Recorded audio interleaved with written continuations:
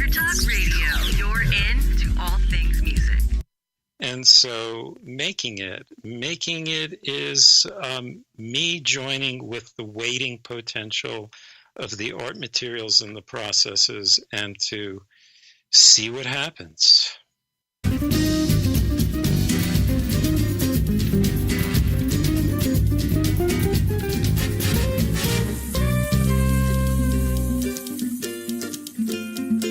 Welcome to Making It with Terry Woolman, the show that explores the secrets, successes, and strategies for making it in the music biz. And now, here's your host, Terry Woolman.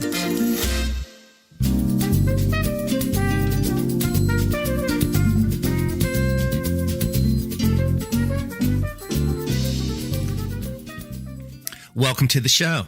Hi, I'm your host, Terry Woolman, and you're listening to Making It with Terry Woolman. I want to thank each and every one of you for joining us every week with these conversations, because we do these for you, and we've got I've been getting such great feedback from a lot of our listeners, and I thank you for that. And I want to remind everybody that you can find all of our episodes archived at entertalkmedia.com, or go to iTunes under podcast and look up Making It with Terry Woolman. I created this show to focus on what it takes to create and maintain a lasting career in the arts world, in the music world, in the entertainment world. And the guest who I've chosen today is somebody who I've known for a very long time. As a matter of fact, we grew up together in Miami.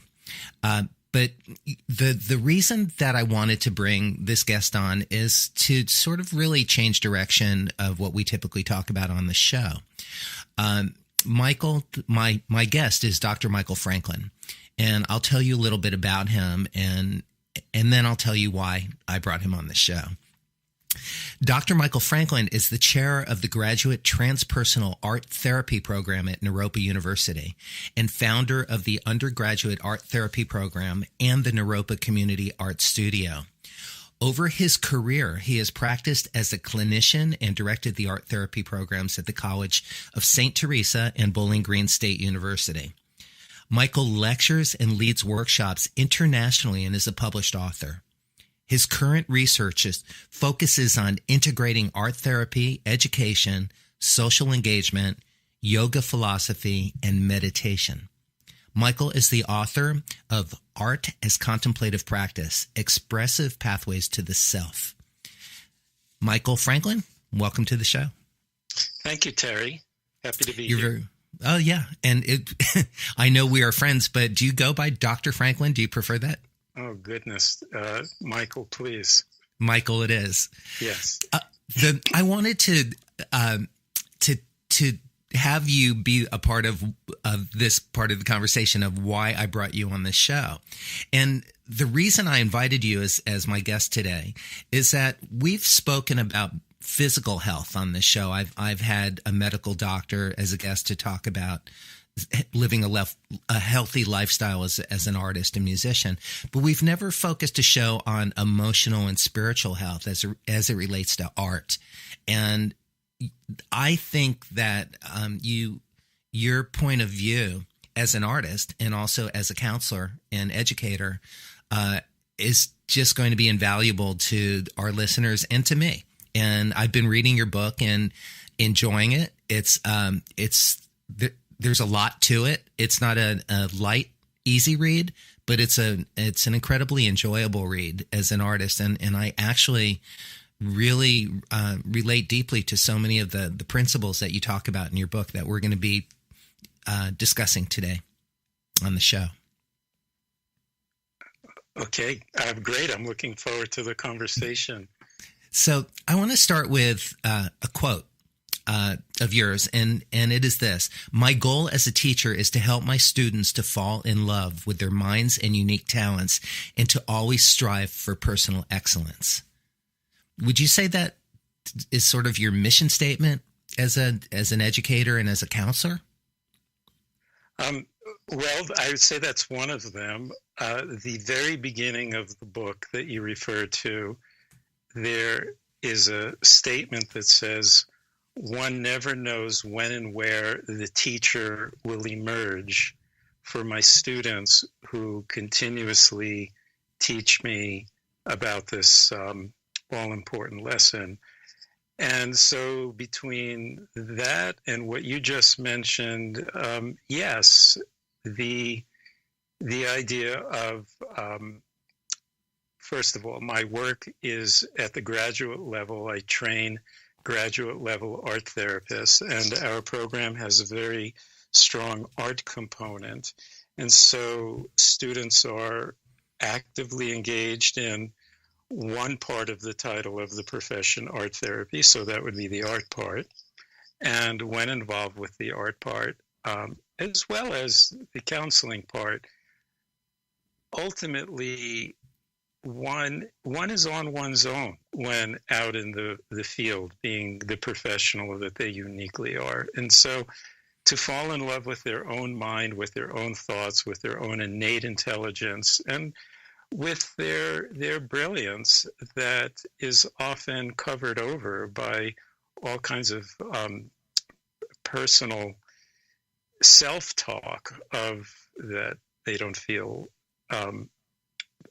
worthy, or they don't think their artwork, for example, is very good. And so a lot of being a teacher, an educator at the level that I'm working at with students is unteaching a lot of things and then reteaching certain ideas so that they really become metabolized. And one can take that out into the world however their life unfolds after graduate school. So yes, falling in love with your mind and also striving for your version of your personal best as an artist, for example.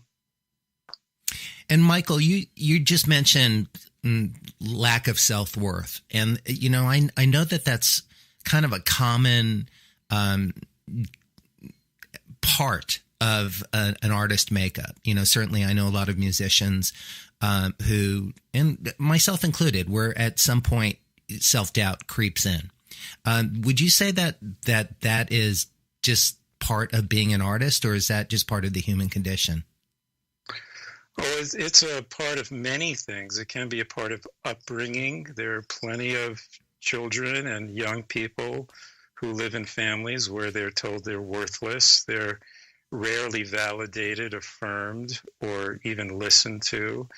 And month after month, year after year, that certainly takes a toll on the inner self structure of of a young person.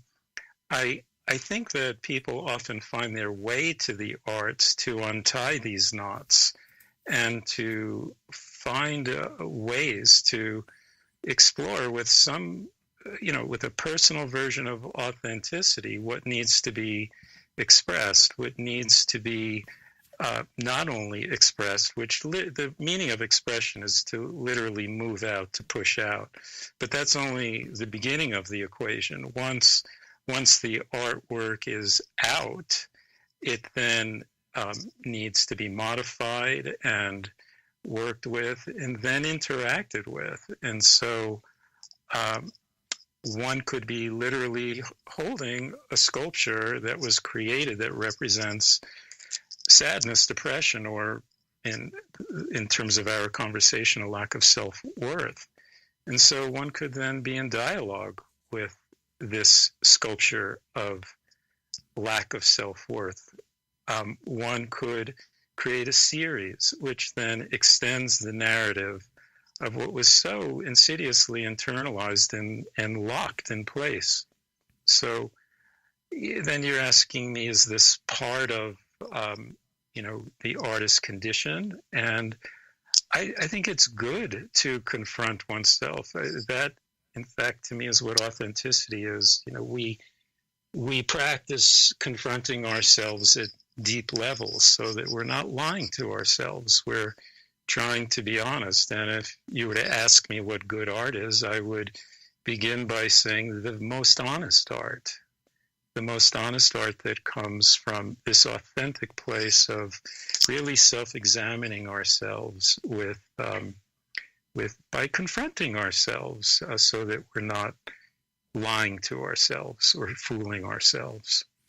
When I hear you use the word confronting, or I think of confrontation, and I'm also thinking that part of being an artist and expressing myself as an artist is that there's a gentle side to that as well. It's not confrontative in a way.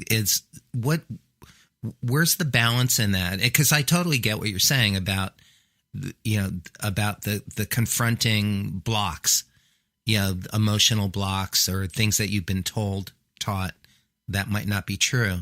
But where do you stand with that? Well, I don't. I'm very sensitive to words, and I'm interested in words, and I look them up all the time, and I read the dictionary. I particularly read etymology dictionaries. I think that the word to confront or confrontational can mean many things, and I'm always interested in being synonym sensitive. Like, what are the other words for to confront? And so facing what needs to be faced is where I'm speaking about this idea of to confront ourselves and facing, because a lot of art often falls into habit and pattern, and we keep making the same sculpture over and over again. Or I imagine with musicians, they basically keep writing the same music over and over again, and then they become successful at doing that, financially successful, let's say, but it's not excellent work necessarily. There's a difference between success and excellence. And to be excellent really means to be striving for excavating the authenticity of our inner lives, that then we plow it into our artwork. At least that's the way I approach artwork. I think the most interesting art is the art that comes from our lives, or experiences we have about the world we live in, and we need to express, to move out those feelings, those worldviews, those beliefs, and make them public, because that's the other half. Not only is the work made often in private, but it then is shared outwardly with the public. So I'm speaking about to confront similarly to face, to look at, to excavate what prevents us from falling into the traps of our habits and our patterns, which is not always going to be our best work. As you're speaking, and thanks for clarifying that. As you're speaking, I'm thinking you're talking about painting the same painting or writing the same song over and over again, and I'm thinking about Monet just painting the lily pond over and over and over again. And I know that as a musician, when I'm composing, I attempt to find new songs to write, to not rewrite the same song over and over again. But the thing that I'm really curious about, really enjoyed reading about in your book, is you talk about observation and seeing. And can you elaborate on that? Because that's one of the things that I'm thinking about as you're talking right now. It's an opportunity to, in some ways, through art, you see yourself with more clarity. You discover yourself. Yes. Thanks for asking that question, because the older I get, and I've lived a good bit of life at this point, and I've been in the field of art therapy since 1979. So it's my 40th anniversary, actually, in this field. Congratulations. Thank you. Thank you. It's my longest running love affair, actually, the field of art therapy. It's truly a wonderful profession for people who are interested in particularly visual art and want to move in that direction. And maybe we can talk about that later. We can talk about anything you like. Okay. So let me go back to Monet painting the lily The Lily Pond.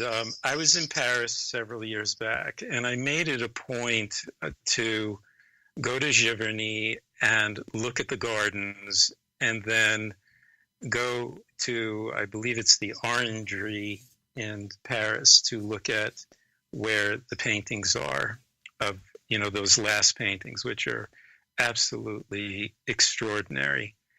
And it was very important for me to see the physical place and then to see the translations of the physical place through his eye.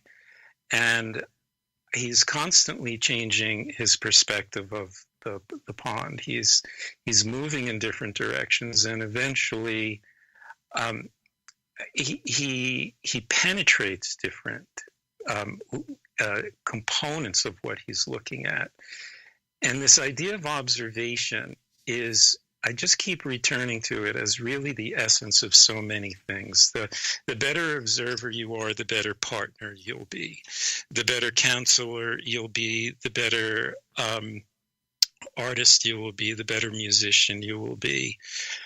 Everything seems to come down in its essence, granular level to me, of observation, social observation, relationship or observations. Let's just call it relational observation of self and other. And in the book, I write about the idea of ahimsa, which in Hindu, yoga, Buddhist traditions, it's a Sanskrit word, and it basically translates into to not harm, to do no harm. And that's a core tenet of really all religions and contemplative traditions, to not harm. And I really believe that one reason why there is so much harm perpetrated in this world against ourselves and against others is because we are poor observers. We are not seeing the landscape. I live in Colorado, so I'm very fortunate to be in just, the just majestic landscapes. Mm-hmm. And for example, there are signs that, very clearly say, stay on the path, particularly at higher elevations, because the alpine plants, if they get stepped on, they don't do well. It takes them a long time to grow. Yeah, they're very delicate, and they can't scream back, please don't step on me, don't hurt me. So we have to be good stewards. And part of being a good steward to oneself, to one's partner, to one's colleague, and to the landscape is to be an excellent observer so that we do not do harm. And so just learn, and we don't teach this. And as an art therapist, a lot of, particularly when I'm working with adolescents over the years, a lot of what I worked with them on was to re-stimulate their perception. And I learned this from one of my teachers in art therapy, Edith Kramer, that we're blind. We're not seeing the world. And so I can go on, but the practice and the experience and the let's just say the advancement of personal observation skills will make everything about life better. Food will taste better. Mm-hmm. Breathing will be more conscious, because observation is intimately related to awareness. And wherever we're aware, we're awake. You just mentioned breathing, and one of the things, there's so many things in your book that resonated for me, and one of them talks about breath. You say, the first thing that humans do when they enter the world is inhale. Their last act before death is to exhale one final time. That's pretty profoundly true and observant.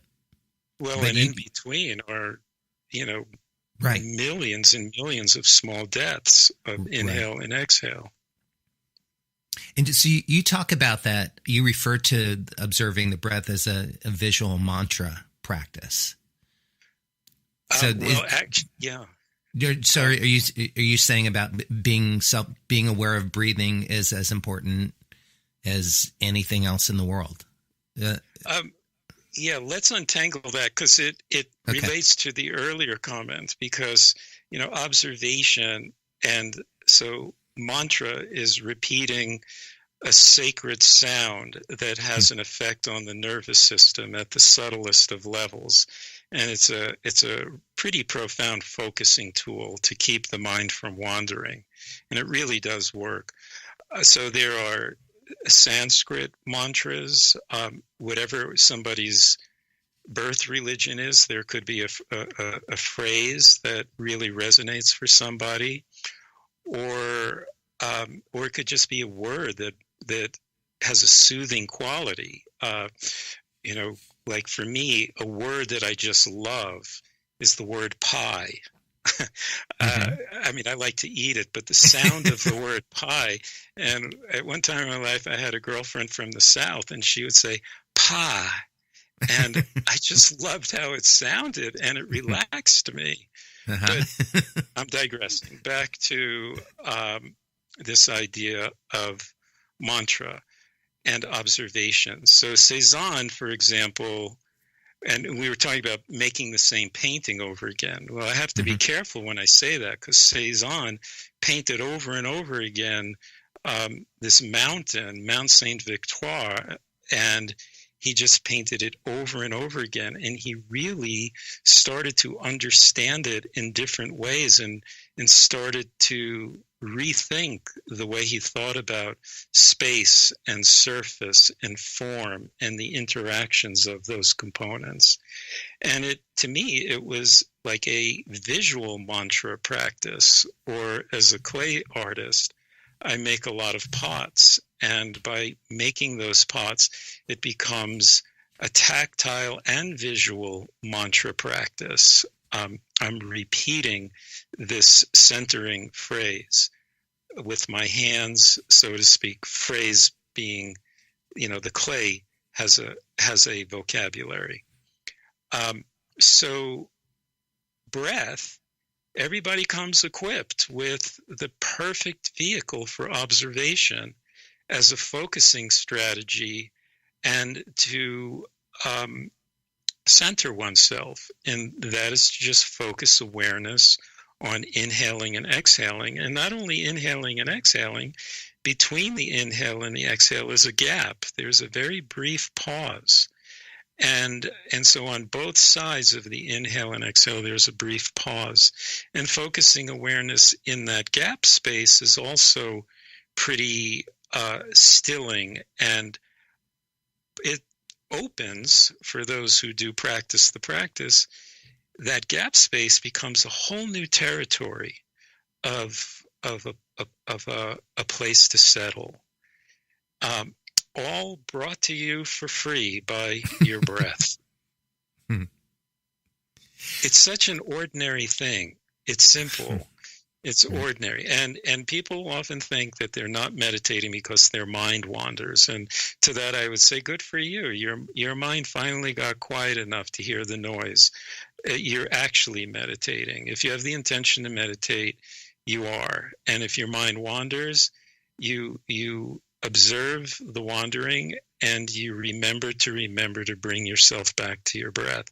That's crucial. Remembering to remember to come back. So it's not about, going off on some inner rant about, your anger at, current political discourse or something.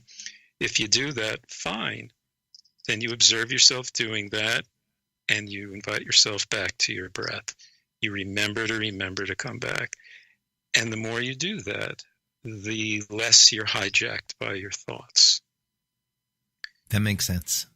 Yeah, and art, to me, is a profound way to practice these exact same skills. When you start a painting or a sculpture, or for you, when you start a musical score that you're writing, the paper is blank, and so is the canvas, and so is the lump of clay. And you're in that moment of complete fertile waiting possibility. And also, it can be terrifying as to how will this, what will emerge from all of this. And then you and I both know we make all kinds of mistakes along the way, which are actually essential to creative process. And that's another teaching to undo. For some, mistakes mean validation that they're not worthy. To me, mistakes are tremendous opportunities that open doors to get out of a pattern and start to see differently what you were previously doing, and to make a left or a right turn that you never thought you would do. So there's tremendous opportunity in the mistakes. I couldn't agree more. I view mistakes when I'm creating as gifts. Yeah. And it's a mistake, right? You and I guess if you're a filmmaker, you have your slate that okay, scene 3, retake, and you do the scene over. And yes, in art, we get to do the next line of the score you're writing over, or the whole thing over. And so mistakes are invaluable. There's so much I want to talk about, and I know how quickly this hour is going to go because we're almost halfway through already. So I want to just mention a couple of topics that are really of interest to me, and then ask you to tell a quick story that relates to what you were just talking about. But let me just call these topics out and we'll circle back to them. One is dogs and beginner's mind. I'm so intrigued by that. Defining the creative process, silence and willingness to lose the work, habit and breaking internalized rules, art as emotion and what constitutes good art, observation and seeing, which you've already been speaking about, and also the practice of imagination and the importance of intention and purpose, which I'm actually going to have you read a little excerpt from your book, and that's page 108 if you need to know.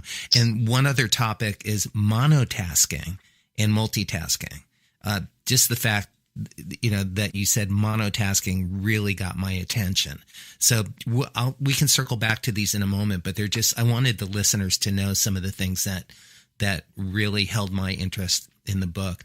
You're talking about, that moment between the inhale and the exhale, where a lot lives in those moments right there. And, there's a story that you wrote about in the book when you were at a doctor's office where you took one of those moments that actually was a life changer for you, literally. Could you share that story? Yes, I'd be happy to. And thank you for asking. You're welcome. So I'm a cancer survivor, and I'm a good practitioner of health. I work with my thoughts. I take care of my body. I eat well. I have a job that I love, and I still get visited by some pretty serious health things. And so one of those moments was what you're referring to. And it was several years back. My father died when he was 47, and I was a young man, and 15, in fact. But he was sick throughout my life, we share that experience. And just to our audience listeners, Michael, you and I both grew up together, and we both lost our dads tragically at a young age. So I so relate to this story, and I remember. Yes, because I was there when this happened to you. And I was there when it happened to you. Yeah.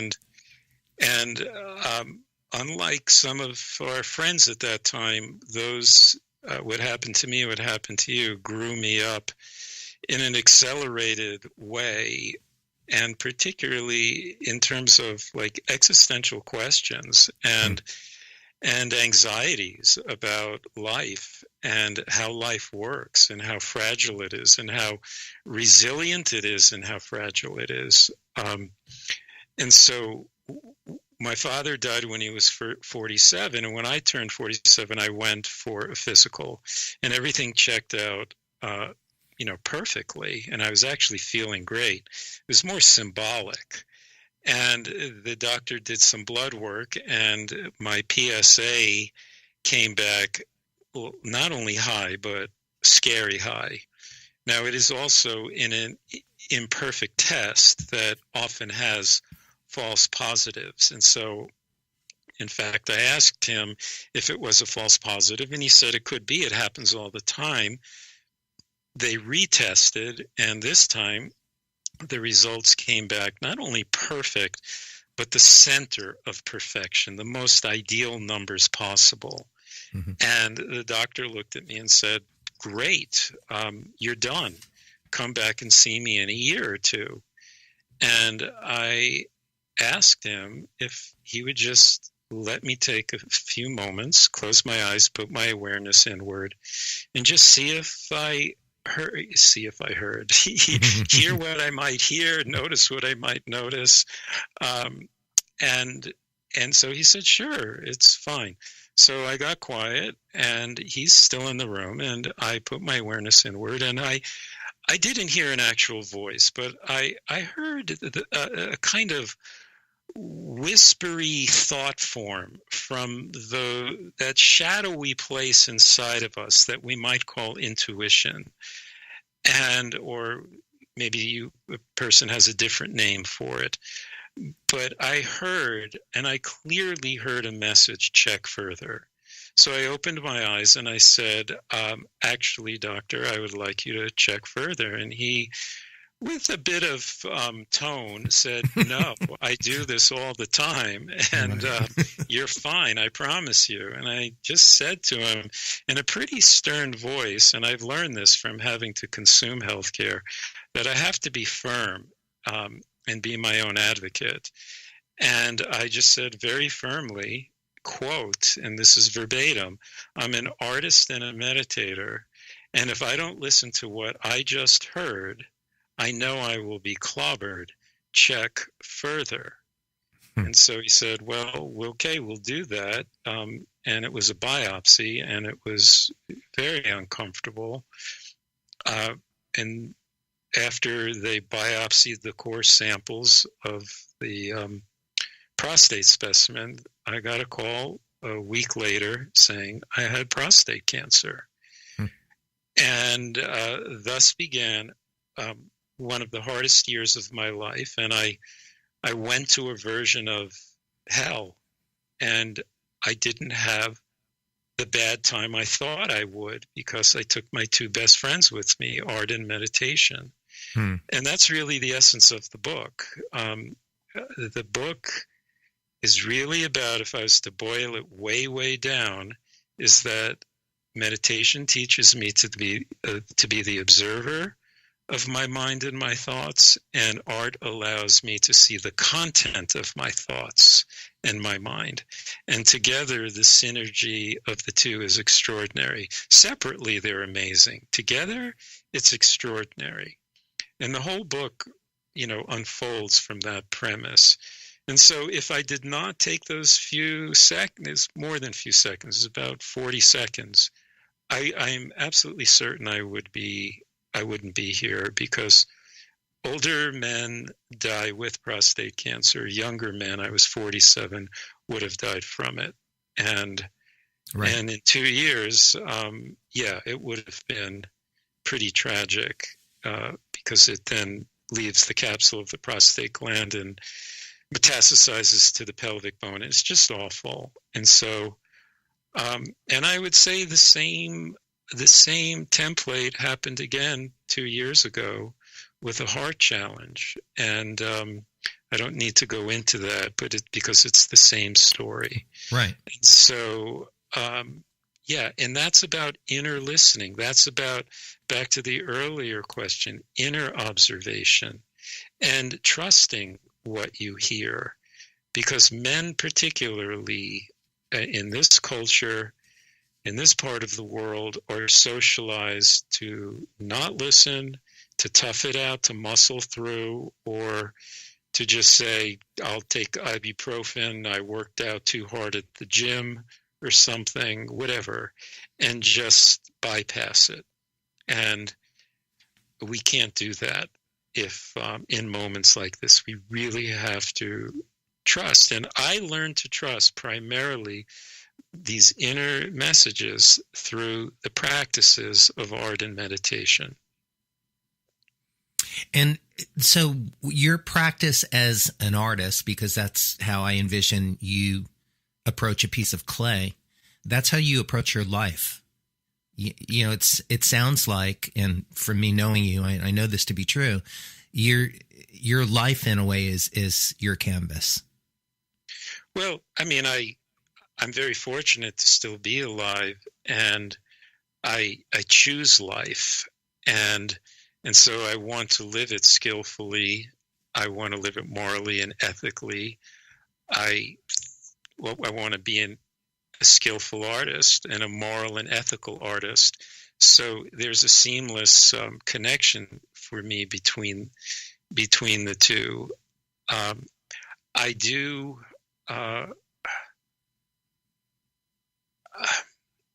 lost my thought. That's okay. Yeah, I lost my thought.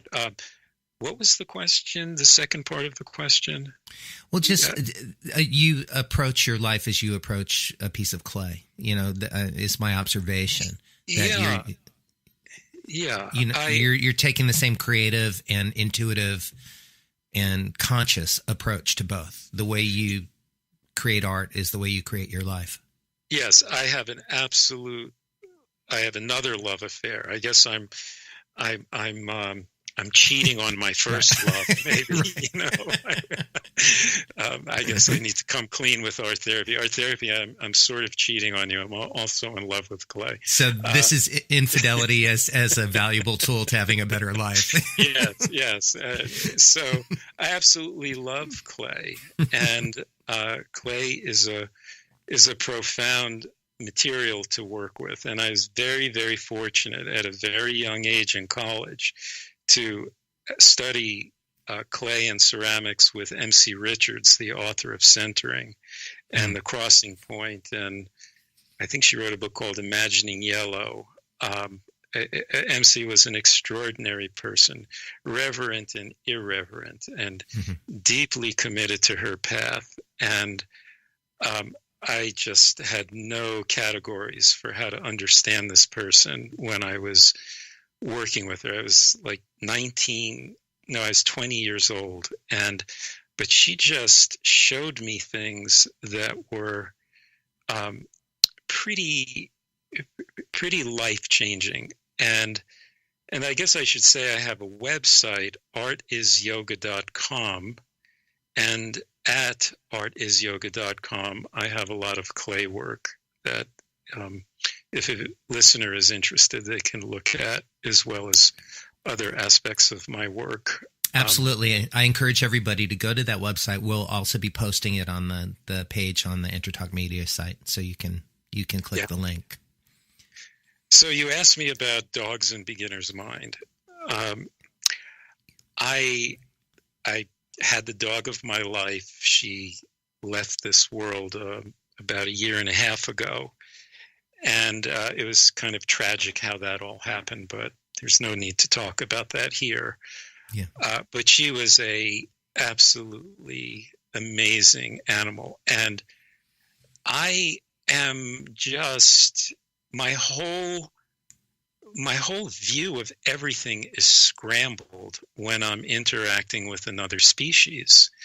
And interspecies communication and living with an animal, a dog, that is communicating in a different way and sending signals all the time. And I need to attune to those signals so I can receive them and respond back in a way that is sensible to her. And so every day when I would see Lily, I would just, and Lily was a dog who would have lengthy sessions of eye contact with me. And she would stare into my eyes for an hour. And I'm not making that up. It was extraordinary. It was extraordinary. And so what was going on in this exchange? I'll never know what her version of an inner dog experience was. But again, it was all about observation. And I can't know, the closest I can come to knowing what was going on in those moments was to be a good observer and not an objective observer, not make up things, not personify or anthropomorphize the exchange, but just see this as two different species living in the same space, interacting with each other in this very unusual way. And so beginner's mind, there was no way I could ever know what was fully going on, because her half of the equation was written and manifesting in dog. So I can't know that. But I love that I don't know that. And I love the mystery of that. And I love the open potential. So going on a walk with her, and I have to give my partner Joe an appreciation here, because she taught me about dogs unlike anybody else I know. And so what I'm describing really is, her tutorials helped me. And so when you go for a walk with a dog, who's walking who and whom, and to slow down and see, what she might be seeing or seeing through her smell. And if you watch people walk dogs, some people just yank them on their leash to follow their agenda, and it infuriates me. It's about not being the most important person on the walk, and turning to your dog and just, of course you have to do discipline. I'm not suggesting that that's not in play here, but the dog gets to have the dog's experience in its most full bloom manifestation, as I get to have mine. And so I slow down and I learn more about how, through observation, how a dog moves through the world. And my sense of the experience is just profound. I just was always feeling my mind is beginning again with how to be with this amazing animal that came into my life. Thanks for sharing that story. It's I guess in my own way I was practicing the same thing with Ollie when I had him, my dog, and because I had him on a leash and I was still in control, but it was our walk, and we would get to the corner, and I would say, which way do you want to go? And I would wait.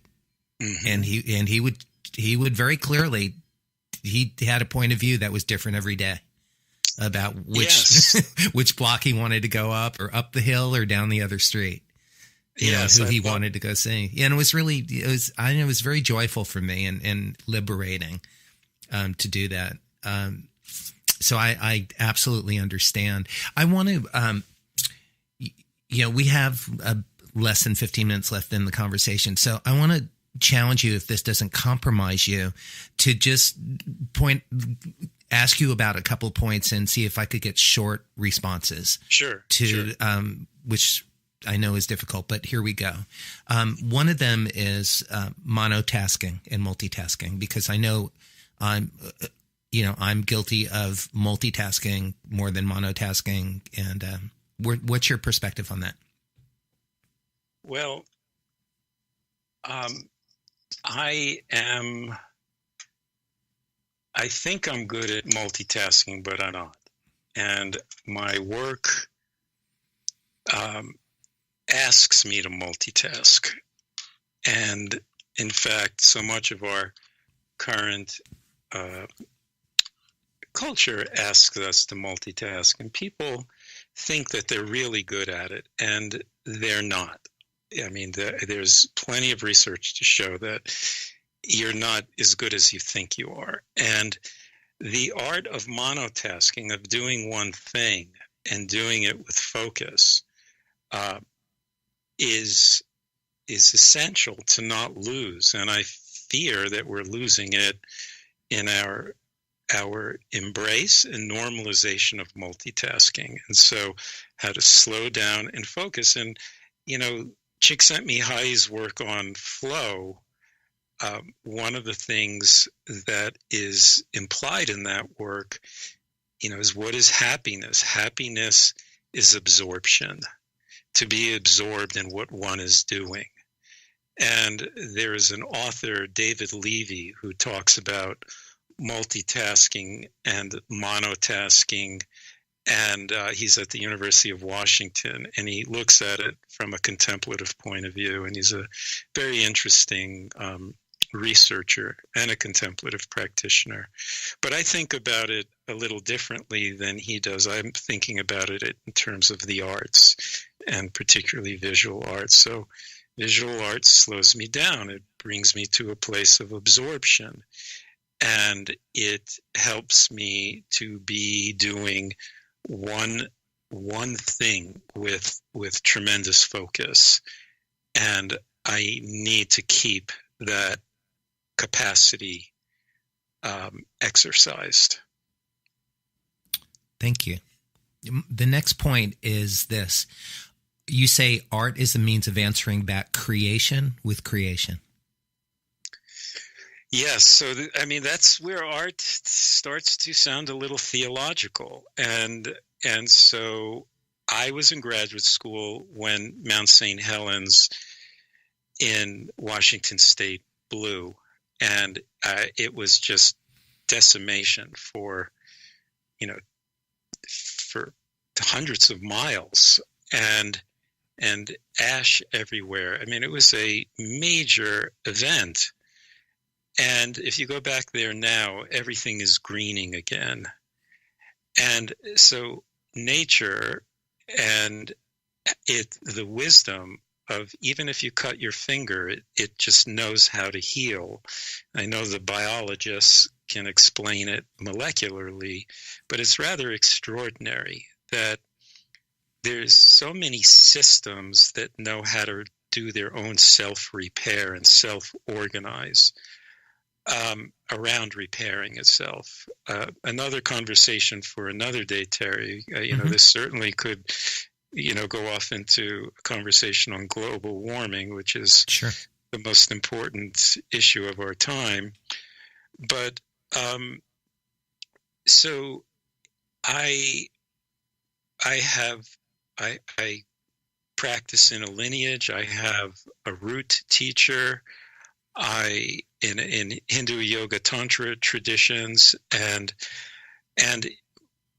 in my exposure and practice and immersion into this way of spending a lot of time in my life with my teacher and teachings from those traditions, I can't help but notice the larger idea of creation.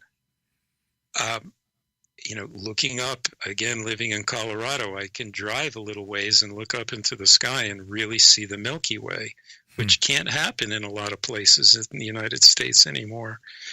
And I can start to hold the wonder of this vast archetype of creation. And then there's you and me as artists that are answering this creation with a capital C back with our creative efforts, and the same qualities of the creation are very much alive inside of us. You and I believe, are embodied infinity, and as embodied infinity, there's a lot inside of us at the essence core of what consciousness is internally, to sit with and to honor and to even pilgrimage towards. That is the embodied divine within. And so art is a way, again, to express and commune with these forces. That's a hard one to be brief with. Sure. I think all of these are. So I'm asking you something that's quite challenging, but I'm going to do it again. Keep going.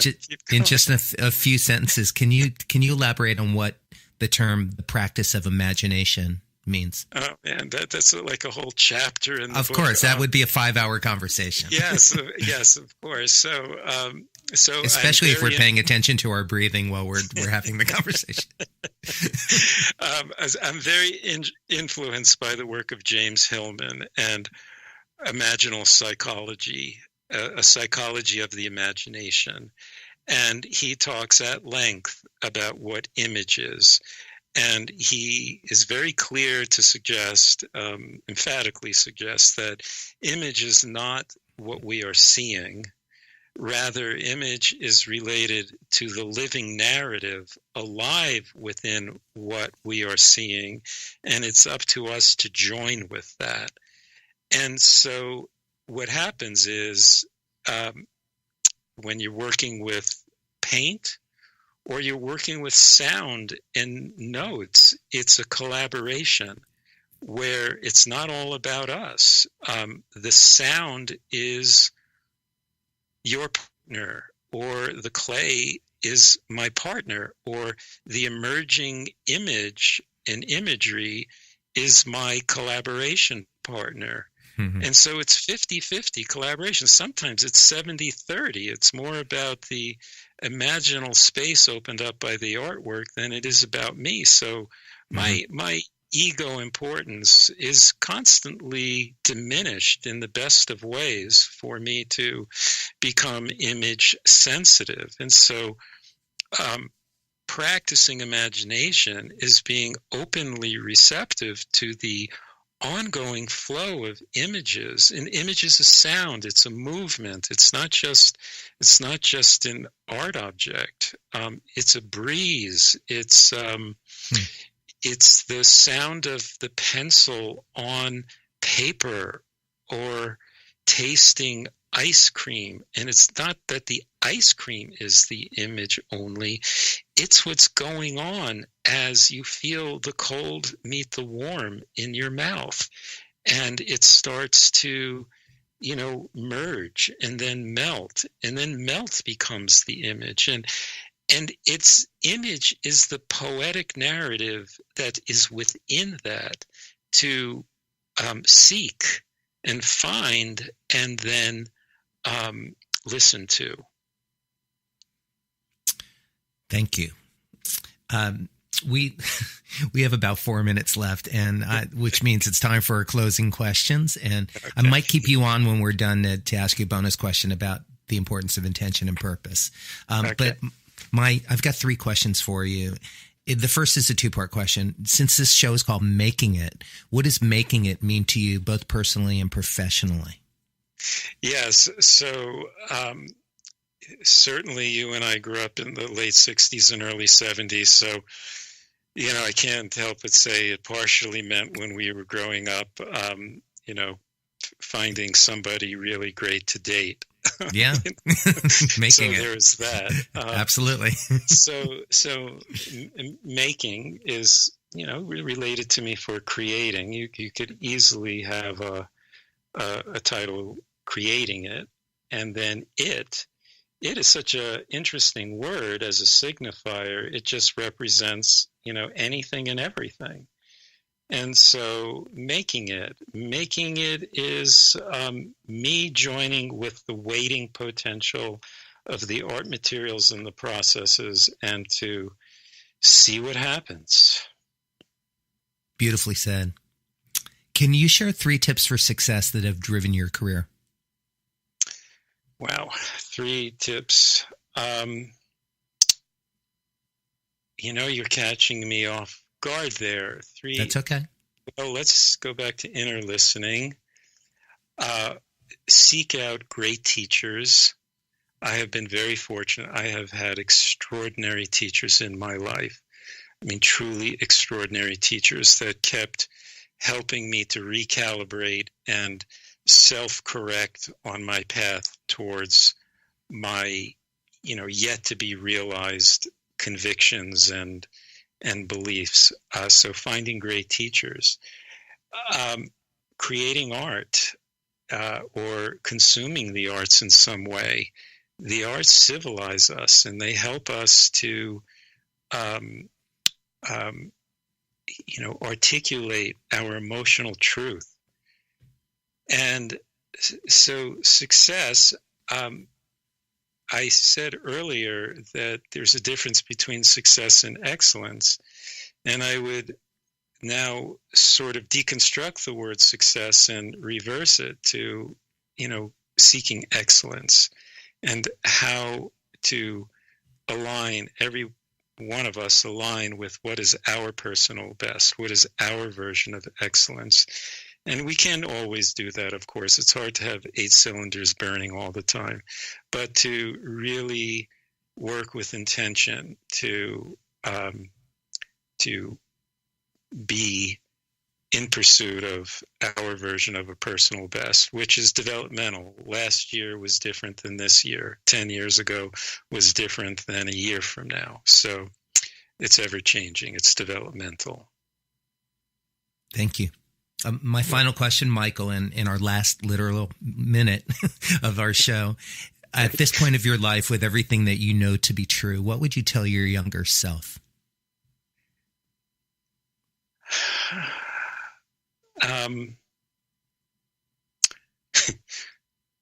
Brush my teeth better. I mean, that's partially true. I spent a lot of money at the dentist. I can't help but say that. What would I tell my younger self? Well, as a youngster, I was really interested in my art, and I had a lot of adults around me kind of telling me that was foolish. And I would say to my younger self, good for you for not believing and following every statement that the adults said, that you knew in your bones, within your deepest self, that you had some kind of a 4-year-old artist self, and you listened to it, and you have spent your life pursuing that. So and on good for that you, note, younger self. Good for you. Thank you so much, Dr. Michael Franklin, for spending the hour with me, and thanks everybody for joining us. Michael, I really love and appreciate you. Thank you, Terry. It's mutual. Love spending this time with you.